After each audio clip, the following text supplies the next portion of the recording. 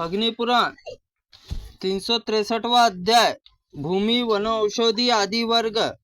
अग्निदेव कहते हैं, अब मैं भूमि, पूर, पर्वत, वनौषधि तथा सिंह आदि वर्गों का वर्णन करूंगा।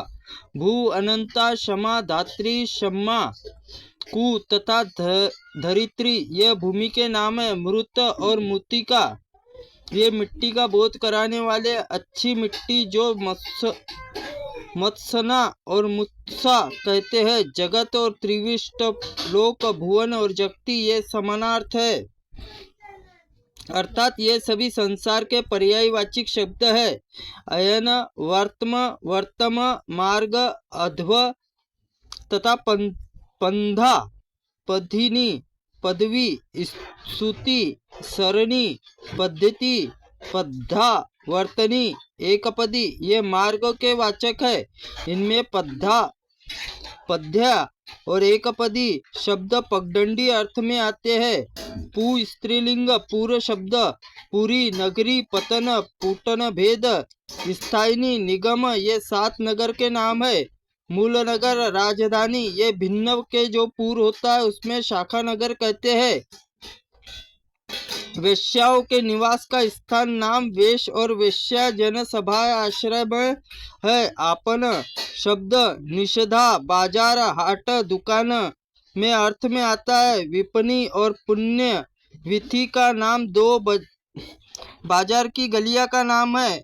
रथ्या, प्रलोती और विशिखा ये शब्द गली तथा नगर के मुख्य मार्ग के बोध कराने वाले हैं।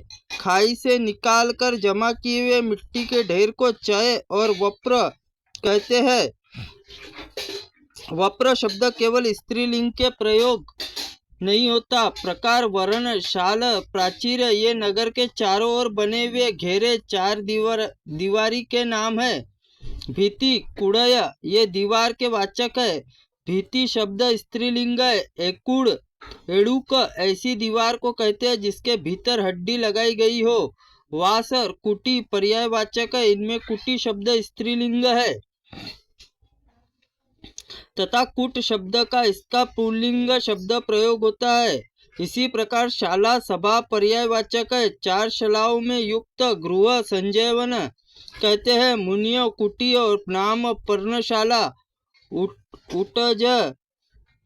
उटज शब्द का प्रयोग पुल्लिंग है, नपुंसक लिंग दोनों में होता है। चैत्य और आयतन ये दोनों शब्द समान अर्थ है, समान लिंग वाले हैं। ये यज्ञ स्थान, वृक्ष, मंदिर अर्थ में आते हैं। वजीशाला और मथुरा ये घोड़ों के रहने के नाम की जगह नाम है। साधारण धनिये का महल और नाम हरमे आदि में तथा देवताओं के राजाओं के महल को प्रसाद मंदिर कहते हैं। द्वार और प्रतिहार ये दरवाजे के नाम है। आंगन आदि बैठने के लिए बने हुए चबूतरे को विदर्ती एवं वेदिका कहते हैं। कबूतरों को तथा अन्य पक्षियों के रहने के लिए बने हुए स्थान को कपोतपालिका और विट्टक कहते हैं। विट्टक के शब्द पुल्लिंग है, नपुंसक लिंग दोनों लिंगों में प्रयुक्त होता है। कपाट, अवर ये दोनों समान लिंग है, समान अर्थ में आते हैं। इनका अर्थ किवाड़। निश्रेणी, अधिरोहिणी ये सीढ़ी का नाम है। सर्मांजनी और शोधनी ये दोनों शब्द झाड़ू अर्थ में आते हैं। संकर तथा अवकर झाड़ू से फेंकी जाने वाली धूल का नाम है। अत्रि, गोत्र, गिरी, ग्रावा ये पर्वत तथा गहन कानन और वन और जंगल के बोधक है। कृत्रिम लगाए हुए वन को वृक्ष समूह, आराम, उपवन कहते हैं। यही कृत्रिम वन जो केवल राजा सहित अनंतपुर में रानियों का उपभोग आता है प्रमद वन कहलाता है। विथि, अली, आविल, पंक्ति, श्रेणी, लेखा और राजी ये शब्द पंक्ति, कतार और अर्थ में आते हैं। जिसमें फूल लगकर फल लगते हैं। वृक्ष का नाम वानस्पत्य होता है। जिसमें बिना फूल ही फल लगते हैं उसे गुलर वृक्ष की वनस्पति कहते हैं।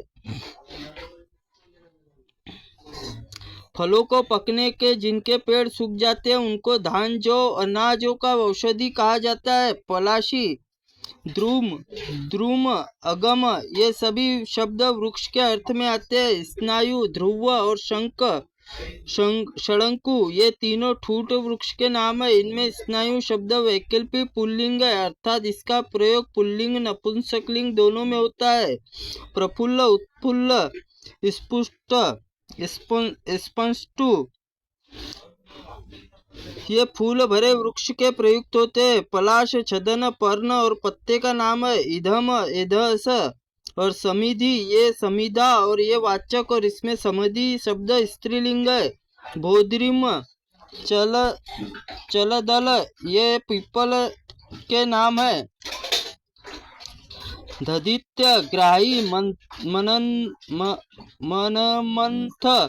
दधिफल, पुष्पफल, दंश, ये कपित्य, कैथ नामक वृक्ष को बोध कराने वाले हैं। त्रुटिपूर्ण वाक्य के लिए भगवंत आप हमें क्षमा करें, हम क्षमा प्रार्थनी। ओम नमः शिवाय नमः। ओम अग्नि पुराणाय नमः।